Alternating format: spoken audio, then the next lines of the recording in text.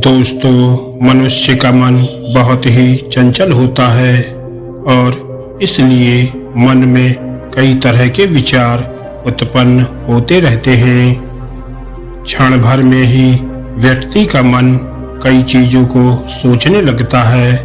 इसलिए तो कहा जाता है कि मन को काबू करना आसान नहीं है, लेकिन गौतम बुद्ध मन को नियंत्रित करने के आयामों के बारे में भी बता चुके हैं। मन में विचारों का आना गलत नहीं है, लेकिन मुश्किलें तब हो जाती हैं या विचार ऐसी परिस्थिति में गलत होते हैं जब मन में अश्लील विचार आ जाते हैं। कभी कभी तो ना चाहने के बावजूद भी मन में अश्लील विचार आ जाते हैं। अगर आपके मन में भी ऐसे ही विचार आते हैं तो गौतम बुद्ध की इस कहानी से आपके विचारों में जरूर बदलाव आएगा। तो इस कहानी को ध्यान से और अंत तक जरूर सुनिएगा। चलिए कहानी को शुरू करते हैं। एक समय की बात है, बुद्ध अपने भिक्षुओं को उपदेश देने के साथ ही उन्हें भिक्षाटन के लिए भेजते थे। एक बार उन्होंने अपने भिक्षु भरत को भिक्षा लेने के लिए एक श्राविका के घर भेजा। भरत पूरे रास्ते मन में यह सोचते हुए श्राविका के पास गया कि आखिर आज भिक्षा में क्या भोजन खाने को मिलेगा, क्योंकि भरत चंद्रवंश के राजकुमार थे और बुद्ध के सानिध्य भिक्षु के रूप में दीक्षित हुए थे। हमेशा भरत को महल में खाने के लिए स्वादिष्ट पकवान मिलते थे, लेकिन आज भिक्षा के रूप में उसे जो भी मिलेगा उससे उसे संतुष्ट होना पड़ेगा। श्राविका के घर पहुंचकर भरत ने भिक्षा मांगी। श्राविका ने भरत को बैठने के लिए कहा और भोजन लाने के लिए घर के भीतर चली गई। इधर भरत फिर से अपने प्रिय भोजन के बारे में सोचने लगे और जैसे ही श्राविका भोजन लेकर आई तो भरत अचंभित रह गए। भरत ने देखा कि श्राविका ने उनके लिए उनके पसंदीदा पकवान परोसे हैं और अपने प्रिय भोजन को देखकर वह खुश हो गए। भोजन ग्रहण करते हुए भी भरत सोच रहे थे कि महल में तो उन्हें भोजन के बाद विश्राम करने की आदत है, लेकिन आज उन्हें भोजन के बाद वापस तेज धूप में चलकर आश्रम तक जाना होगा। लेकिन भोजन के बाद श्राविका ने भरत को कुछ समय के लिए विश्राम करने का आग्रह किया। भरत फिर से खुश हुए कि आखिर आज उनके मन की सारी इच्छाएं कैसे पूरी हो रही हैं। उसके बाद भरत कुछ देर विश्राम करने लगे, लेकिन विश्राम करते हुए भी लेटे लेटे वे ये सोचने लगे कि आज तो मुझे भोजन के बाद विश्राम करने को मिल गया, लेकिन ऐसा रोज रोज नहीं होगा।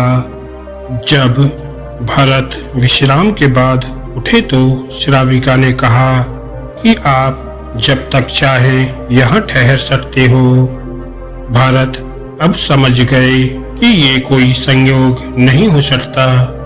उन्होंने श्राविका से कहा कि मुझे क्षमा कीजिए, क्या आप मेरा मन पढ़ सकती हो?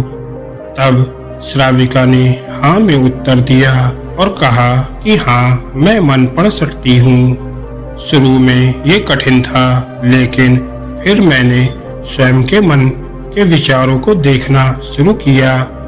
पहले मेरे विचारों की संख्या अनगिनत हुआ करती थी। इसके बाद मैंने विचारों पर ध्यान केंद्रित करना शुरू किया, बिना पक्ष विपक्ष के अपने विचारों को देखने लगी। इस तरह से धीरे धीरे मेरे मन में विचारों की संख्या कम होती गई और सारे व्यर्थ के विचार दूर हो गए। इसके बाद से ही मैं दूसरों के मन में चल रहे विचार को पढ़ लेती हूँ। हालांकि श्राविका की बात सुनकर भरत घबरा गए। इसके बाद भरत ने श्राविका से आज्ञा ली और आश्रम के लिए निकल पड़े। रास्ते में भी भरत फिर से मन में आए विचारों का स्मरण करने लगे कि श्राविका के बारे में उसके मन में अश्लील विचार भी आए थे। श्राविका ने उसे भी जान लिया होगा, वह मेरे बारे में क्या सोचती होगी। भरत खुद को लज्जित महसूस कर रहे थे। भरत ने आश्रम पहुंचकर गौतम बुद्ध से कहा, अब मैं कभी भिक्षाटन के लिए नहीं जाऊंगा। बुद्ध ने भरत को पास बुलाया और कहा कि क्या हुआ है, तुम मुझे सारी व्यथा बताओ। भरत ने सारी बातें बुद्ध को बताई। इसके बाद बुद्ध ने कहा कि अगले 1 हफ्ते तक तुम भिक्षाटन के लिए उसी श्राविका के घर पर जाओगे, लेकिन तुम्हें इस बात का ध्यान रखना होगा कि कल भिक्षाटन के लिए जाते हुए तुम अपने चित्त को पूरे होश में रखना। तुम्हारे भीतर क्या विचार उठे उन पर ध्यान केंद्रित करना और यह भी ध्यान रखना कि तुम्हारे मन में कौन सी वासना उठ रही है। तुम कल इन सभी चीजों को ध्यान में रखकर उसके पास जाना और उसके बाद मुझे वापस आकर बताना। अगले दिन भरत भिक्षाटन के लिए गए। बुद्ध के बताए अनुसार वह पूरे रास्ते अपने होश को जागृत रखते हुए चल रहे थे। जब श्राविका का घर आया तो भरत ने भिक्षा मांगी। उसके भीतर कोई वासना नहीं थी और न ही कोई विचार उत्पन्न हो रहे थे, क्योंकि उसने अपने मन को पूरी तरह जागृत कर रखा था। भरत ने भिक्षा ली और आश्रम चला गया। भरत ने बुद्ध को प्रणाम किया और कहा कि आज उसे जिस आनंद की अनुभूति हुई है वह पहले कभी नहीं हुई। दोस्तों, हम उम्मीद करते हैं आपको ये कहानी जरूर समझ में आई होगी। हमें कमेंट करके जरूर बताएं और ऐसी ही मोटिवेशनल और ज्ञानवर्धक कहानियों को सुनने के लिए हमारे चैनल को सब्सक्राइब करना ना भूलें। धन्यवाद दोस्तों।